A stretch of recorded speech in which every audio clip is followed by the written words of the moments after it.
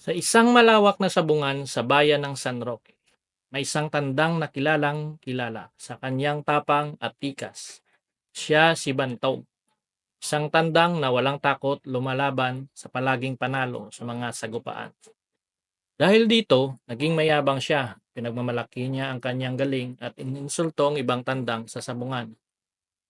Wala nang tatalo sa akin. Madalas niyang ipagyabang kahit sino pa ang dumating, siguradong matatalo ko.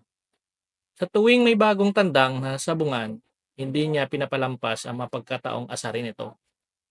Mabuti pa, umuwi ka na lang. Hindi mo kaya ang laban dito. Sabi niya at isang bagong dating na tandang sa takot, umalis na lang ang iba. Isang araw, dumating ang isang kakaibang tandang sa sabungan. Siya ay si Tahimik. Isang dayong tandang mula sa malayong lugar. Hindi siya bumabati, hindi rin siya nagyayabang.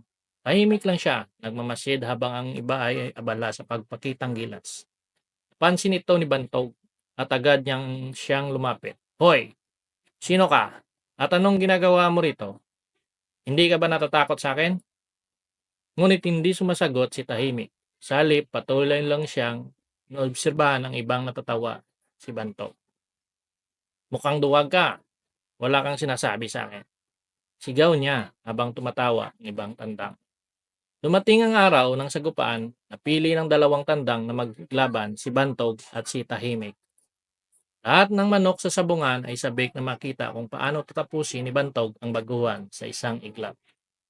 Nang nagsimula ang laban, agad na umatake si Bantog, puno ng kumpiyansa. Ngunit mabilis na umiwas si Tahimik at hindi mo babawi ng isang matalim na salak.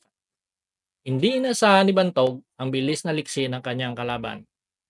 Nagpatuloy ang sagupaan at sa bawat atake ni Bantog, tila alam na ni Tahimik kung paano ito maiwasan. Hindi nagtagal, isang malakas na sipa mula kay Tahimik ang tumapos sa mayabang na tandang. Nagulat ang lahat, hindi sila makapaniwala.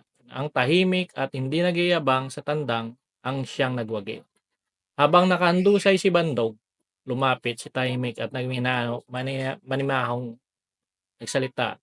Ang tunay na mandirigma ay hindi kailangan magyabang. Ang tunay na lakas ay nasa tiyaga at pagsisikap, hindi sa salita. Mula noon, natutunan na ni Bantog ang isang mahalagang aral. Hindi sa yabang nasusukat ang tunay na tagumpay, kundi sa pagsisikap, disiplina at respeto sa iba. Ang aral ng kwento na ito, ang kayabangan ay hindi nagdadala ng tunay na katagumpay. Ang tunay na malakas ay hindi yung namadaldal, kundi yung handang magsikap at matuto. Sa larangan ng sabong, may sinasabi nga sa salawikain natin na let's the chicken do the talking. Kaya iwas na rin po tayo sa pagyayabang para tuloy ang laban.